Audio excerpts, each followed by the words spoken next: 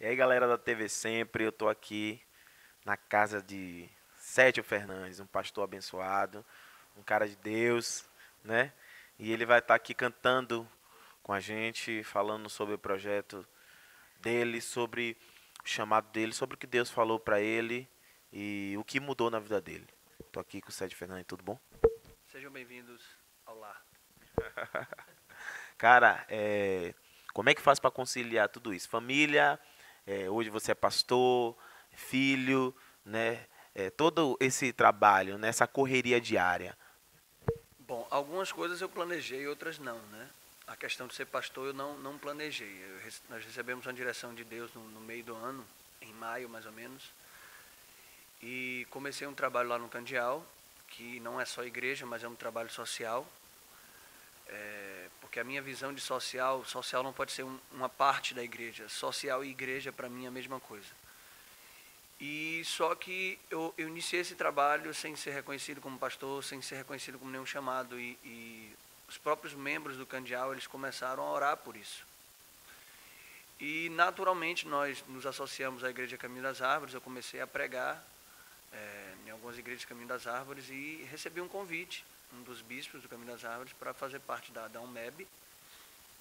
E eles perguntaram se eu tinha sido reconhecido pastor e eu disse que não, ainda não. E se ofereceram e o Bispo Átila se colocou logo ok, né, o Bispo Átila.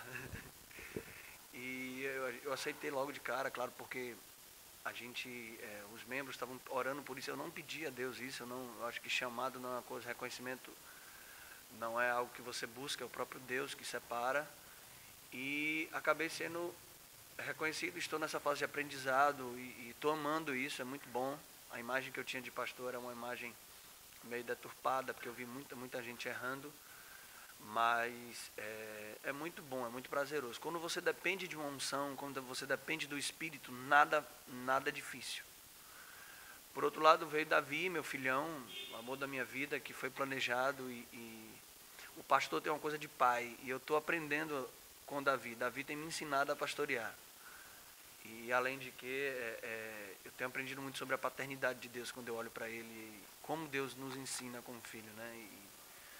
E Deus tem me chamado esses dias principalmente para isso. Se coloque na posição de Davi, como filho, criança de colo, em mim, dependa de mim para tudo que você vai reinar em vida. Eu falei, então é isso aí, bora. Eu vou fazer uma pergunta que todo mundo quer saber, né? Que é a questão do CD, né? Você tem projeto para lançar o CD agora? Deus já te deu direcionamento? Como é que vai ser isso? Bom, eu já tenho praticamente umas 90 músicas compostas, né? Tipo assim, hoje o CD não tá, como é que tá descartado. Por quê? Porque eu já saí de uma carreira musical em que eu sonhava com disco, em que eu sonhava com DVD, eu sonhava com essas coisas e vim para o evangelho e fazer as mesmas coisas, apenas mudar a letra não era não era a minha função. Então, hoje eu tenho um povo para cuidar, eu tenho projetos para elaborar e o CD vai fazer parte disso. Eu acho que eu até dou um conselho aos adoradores. Não tenham o CD como o seu ministério. CD não é ministério. CD às vezes para a gente é até uma maneira, uma fuga, uma maneira de se autoafirmar ou de ser, uma busca de ser reconhecido. Eu acho que CD pode fazer parte, é bacana, pessoas vão ser edificadas, mas eu vou passar o que para as pessoas? Eu vou ser levantado como uma referência de quê? Apenas de evangélico? Não. Eu tenho que ter algo muito maior para passar e para ensinar. Eu tenho que cantar a palavra, eu não tenho que cantar a minha vida, eu tenho que cantar a palavra, eu tenho que cantar a Bíblia na sua essência, no que Deus realmente quer falar para esse tempo, no que Deus quer nos dizer, quer nos direcionar. Eu tenho que cantar profecias do que Ele vai fazer. E isso precisa de uma edificação, isso precisa de uma estrutura, isso precisa de uma base. Não pode ser feito de qualquer maneira. Eu tenho recebido já propostas de gravadora, mas não é por aí. Eu sei que quem vai ser levantado, se hoje vai ser levantado o ex-cantor das Café, e não um adorador que Deus preparou e que Deus ensinou e que Deus colocou em um lugar, em um conhecimento dele para ser cantado. É porque na realidade as pessoas muitas vezes dão mais valor ao cara que tem um testemunho terrível do que aquele que nasceu no evangelho, né? Até pela questão Quanto você mais vai miséria ele fez, melhor. melhor pro evento. Então essa questão do testemunho, porque o cara era isso, era aquilo, era cantor secular e as pessoas dão mais valor. E tem essa questão da base, né? Que hoje todo mundo quer lançar o CD, quer fazer seu projeto, né? As portas se abriram pro meio gospel, pro mercado gospel, né? Como é que você vê, né, essa questão dessa disponibilidade, né, para todo mundo gravar hoje, gravadoras, esse investimento na música cristã? Isso para mim é muito bom, mas a gente tem que ter alguns cuidados. Em relação ao testemunho que você falou, é engraçado que eu, como qualquer outro, me libertei de bebida, de prostituição, de droga. Eu não cheguei a me envolver muito, mas o bacana da minha conversão foi que eu me tornei mais inteligente. Depois que eu me converti, eu nunca tinha lido livro nenhum. Comecei a ler a Bíblia, comecei a me apaixonar pela leitura, comecei a me apaixonar pela escrita. Hoje eu tenho mais de 100 poemas, tenho livros que eu já comecei a escrever, só que eu dei uma parada porque eu estou recebendo o Evangelho da Graça e Palavra da Fé, e eu estou tendo que reestruturar isso, o conhecimento do caráter de Deus. Então eu parei, dei uma freada, mas eu me tornei mais inteligente, entendeu? Hoje eu ensino a palavra, quer dizer, o Evangelho trouxe algo de educação para mim, muito mais do que libertação, entre aspas, porque eu não sei quanto a você, mas eu não aguento mais ouvir esses testemunhos que eu era isso, eu fazia aquilo e agora Deus me libertou. Não, é muito mais do que isso. A vida com Deus é muito mais do que a libertação de uma dependência química ou sentimental. A vida com Deus é uma vida de excelência, uma vida de... Romanos 5,17, aqueles que receberam abundante graça e o dom da justiça, na versão amplificada diz, reinarão como reis sobre a terra. Então nós temos uma vida excelente dentro de nós, a própria vida de Deus. Aquela expressão é para a gente, nós temos o rei na barriga, estamos com o rei na barriga. E voltando nessa questão do mercado gospel, é bom, porque a música gospel está sendo... O evangelho está sendo pregado. Mas eu me preocupo com a qualidade desse evangelho, né? Porque às vezes a gente acaba passando uma canção que as pessoas vão olhar e vão dizer, é uma música bonita, uma música agradável, mas elas não querem uma vida com Jesus. Então, nós temos crescido muito em qualidade musical e a religiosidade ela tem sido afastada cada vez mais com esses shows e as danças e a brincadeira e a alegria de viver para Deus. Isso é muito bom. Só que a gente precisa também focar na qualidade do que se é escrito, da mensagem, porque é a mensagem que liberta. É como eu digo, as pessoas usam uma expressão, o louvor liberta. Peraí, não é assim. Eu creio que a adoração liberta sim, mas não tem nada a ver com música.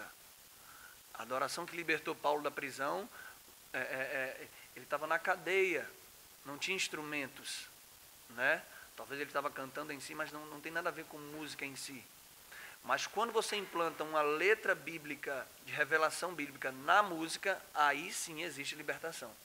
Porque hoje tem canções que mais aprisionam você do que libertam você. Então, Porque a música por si só, ela já tem essa questão, né, da emoção. da Né? emoção, exatamente. Ela toca na sua alma. Só que nem sempre o choro é arrependimento. Babar e chorar não tem nada a ver com arrependimento. Então, a gente tem que se preocupar com que mensagem a gente vai passar, porque se ela for viva, ela liberta. Agora, se ela for pessoal, se ela for algo que você tá pensando e quer dizer, ela pode aprisionar alguém. Porque eu acredito muito naquilo que a gente fala, em músicas que dizem o que a Bíblia não diz, elas acabam com você. Uma imagem que falava assim, que arrependimento não é quando você chora, arrependimento é quando você muda. Exatamente. Arrependimento é metanoia, que quer dizer mudança de mente. Jesus já falou, arrependei-vos porque é chegado o reino de Deus. O que é que ele quis dizer? Mude a sua mentalidade para melhor. Mude a sua mentalidade agora para reino. Né? E às vezes a gente está apegado a palácio, quando Deus nos tem dado um reino. gente está sempre montando estruturas e gastando, investindo em estruturas, em palácios, quando Deus tem nos dado um reino. E nós temos visto, nós estamos vendo muito essa questão de as pessoas elas estão muito preocupadas com as coisas aqui na Terra, do que com as coisas espirituais, com as coisas de Deus. A gente às vezes, é porque eu também não posso ser um crítico e tá todo mundo errado e eu tô certo. Não, às vezes a gente está sendo crítico, sendo que a gente faz parte da crítica, né? Eu me coloco nesse ponto. Eu até postei isso no Face esses dias. E assim, por isso que eu falo nós.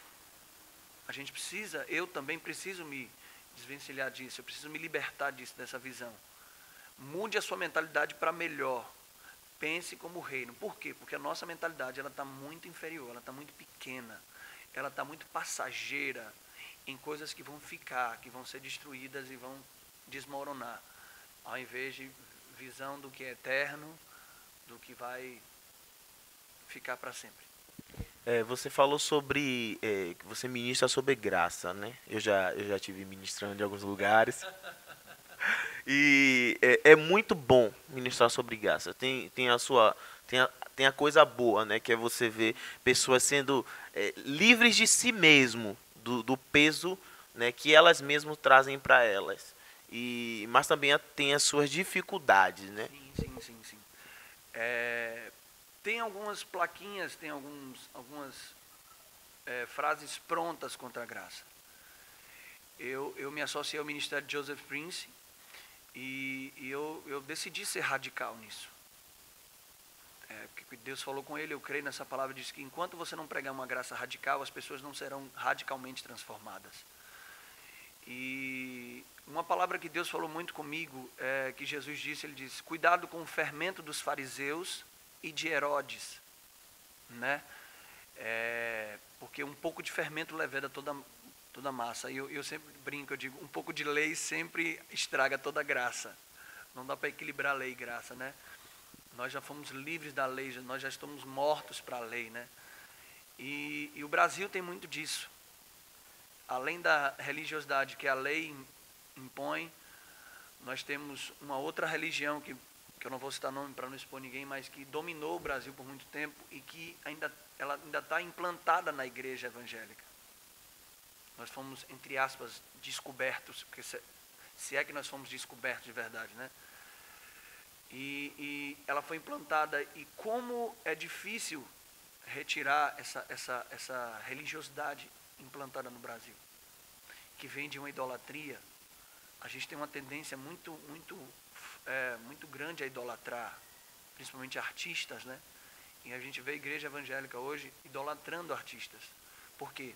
É o fermento de Herodes, né? E a gente só pode mudar isso radicalmente. A gente tem que sacudir as pessoas, a gente tem que dizer, calma. Quando você entende que você recebe tudo de Deus sem fazer esforço, você morre. Agora as pessoas às vezes elas querem se esforçar, elas querem merecer algo de Deus. E abrir mão disso é ruim. É por isso que Deus resiste ao soberbo e concede graça aos humildes. Aqueles que dizem, Pai, eu dependo do Senhor até para te buscar. Eu dependo do Senhor até para ter vontade de adorar. Então as pessoas elas querem a consciência de pecado. Eu aprendi que consciência de pecado não é vontade apenas de pecar. A consciência de pecado é uma autopunição que a gente tem. Toda vez que a gente peca, a gente se autopune. Então a graça ela tira o domínio do pecado. Ela não dá liberdade ao pecado, entende? Aí, a palavra aí.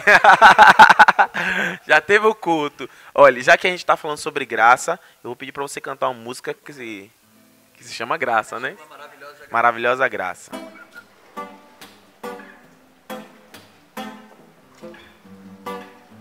Olha o que ele fez por mim, favor que eu nem mereci. Olha o amor que ele tem, pedidos fiz, me deu além.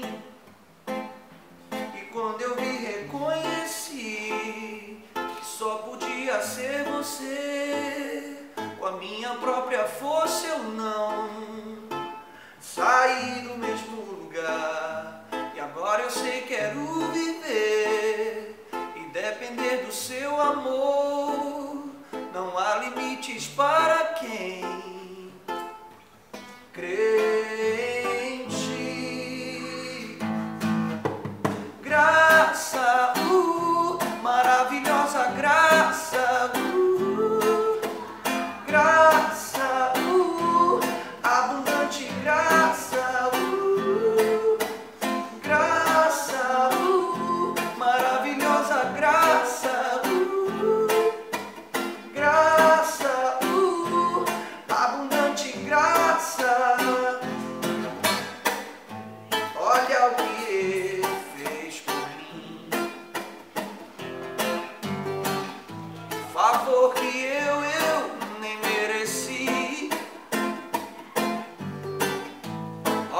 o amor que ele tem. Pedidos fiz, me deu muito além. Quando eu vi, reconheci que só podia ser você. Com a minha própria força eu não saí do mesmo lugar. E agora eu sei que quero viver e depender do seu amor. Não há limites para quem crê em ti. Graça, maravilhosa graça, graça, abundante graça, graça, maravilhosa graça, graça, abundante graça. Chegando ao fim. Poxa, tava tão bom. Música, bênção, né? Eu sempre gostei dessa música. Eu cantei, né? Daquele dia lá em São Cristóvão. Foi bênção e a música é linda, né? Tem tudo a ver com o seu ministério. Que Deus continue, tudo a ver com o que você prega. Que Deus continue abençoando. Conte. A gente tem um casal lá no Candial e eles estavam querendo casar e eles estavam sem condição nenhuma. E ela conversou comigo, a noiva, não, a gente vai fazer um jantarzinho aqui, celebra o casamento. Eu não era reconhecido pastor, então foi até isso, eu fui reconhecido pastor e fiz o casamento dela. E teve um chá lá de alguma coisa, um casamento e chá de lingerie, eu acho. E no final, estavam para cortar um bolo lá, eu peguei na mão deles e orei e falei: Pai, eu peço para que o Senhor haja com graça. Eles acham que não têm fé, eles estão sem expectativa nenhuma, eles acham que não conseguem, mas eu creio num Deus surpreendente, eu creio num Deus de graça.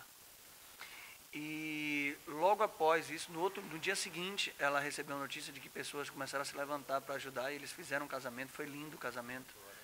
Ela depois falou para mim, se tem uma palavra que resume a minha vida, ela falou graça. E quando eu estava pensando na vida deles, eu comecei a escrever essa música, porque é uma música que fala de alguém que não estava sem expectativa nenhuma. Aí eu sempre digo, tem coisas que Deus faz que a gente vai olhar e vai falar, Deus, eu não nem mereci isso, eu não tinha com a força do meu braço, nada ia acontecer. Perdão, e você fez. Por isso que eu falo, e quando eu vim reconhecer que só podia ser Deus, só podia ser você. E eu quero terminar com isso, que você que está aí nos assistindo, você possa ser abençoado de tal maneira que você olhe para o seu armário, para a sua despensa, para a sua casa e diga, eu não trabalhei por isso, só podia ser Deus, só podia ser graça, só podia ser o seu amor. E a adoração vai fluir em sua boca, não algo que você provocou, mas você realmente vai reconhecer e vai dar honra a Ele, porque Ele fez, Ele agiu com graça, não por merecimento para que ninguém se glorie, mas porque Ele é bom. Ele nos abençoar de acordo com a sua bondade, de acordo com a sua misericórdia, de acordo com as obras de Jesus. Isso é graça, isso é que eu desejo e oro para que aconteça na sua vida. É um Deus surpreendente nesses dias. Glória a Deus, essa é a mensagem aí que fica para você da TV Sempre. E em maio a gente vai estar junto na conferência, a gente ainda não tem data, mas é a certeza. Muita água. Muita água vai rolar. Um abraço, fica na paz aí, obrigado, um prazer ter você aqui na TV. Beijo. Dias de graça, dias de graça. Fui.